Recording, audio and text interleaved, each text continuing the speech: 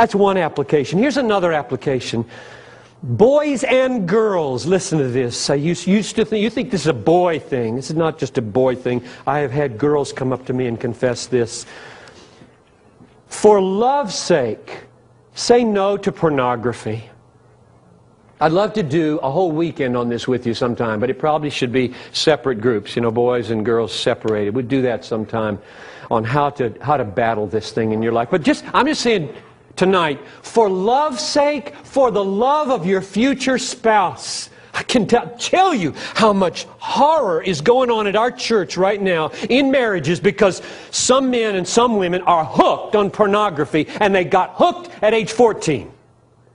And now they're 29, ruining their marriages.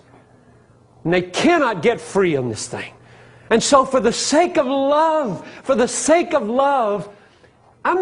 the solution to this problem, guys and gals on the internet, the solution to this problem is not duty. Okay, you're not supposed to do this. I won't do this.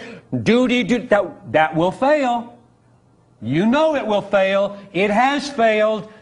What will not fail, what will succeed over time is, I am going to fight for a superior pleasure that severs the root of the lie that comes to me out of this monitor that says, I will be happier, I will experience more pleasure if I go there with this mouse than if I don't go there.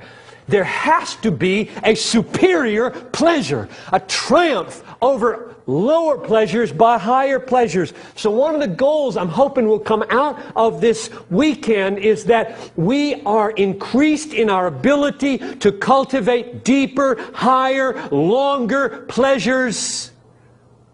I'll be real honest with you, and I'll risk boasting here because you need to know this about your preaching pastor. I have never, ever seen a pornographic picture on the internet.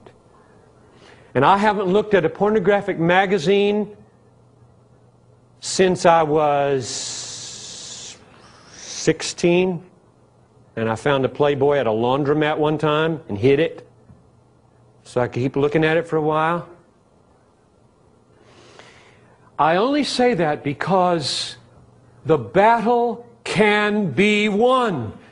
I'm not perfect in my head, and I've got plenty to do in my heart, but God has enabled me to sit in front of a computer hour on end, knowing I could go anywhere I want, see anything I want. There's no guard on my computer, and I think about my King Jesus. I think about being able to look all of you right in the eye and be a faithful shepherd. I think about wanting to have Matthew 5:8 fulfilled in my life. Blessed are the pure in heart, for they shall see God. Knowing if I can't see God clearly in the Bible, I can't minister anymore with power. And if I defile my mind and my heart with picture after picture after picture, I will not be able to see God clearly. And if I can't see Him clearly, my joy falls. If my joy falls, I am a sitting duck for every sin that comes along.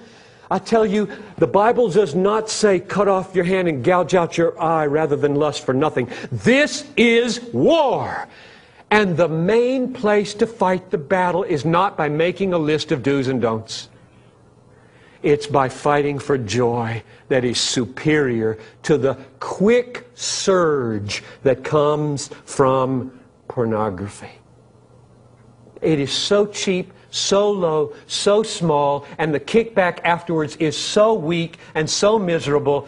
Oh, that God would do a deep work of joy that weans you off of that pleasure.